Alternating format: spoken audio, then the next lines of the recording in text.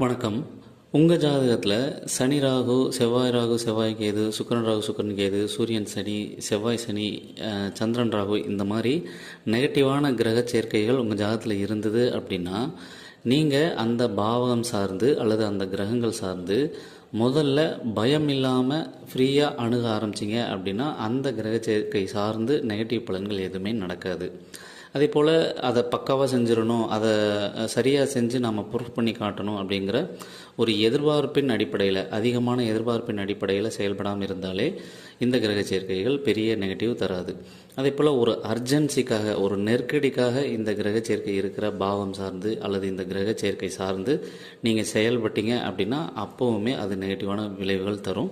So அர்ஜென்சிக்காக இந்த கிரக சேர்க்கை சார்ந்து செயல்படக்கூடாது. ஸோ இந்த மாதிரி சில விதிகளை, சில வழிமுறைகளை, சில கருத்துக்களை நீங்கள் புரிஞ்சு அணுக உங்கள் ஜாதகம் சிறப்பாக செயல்பட ஆரம்பிக்கும், பாசிட்டிவாக ஆக்டிவேட் ஆகும். நன்றி.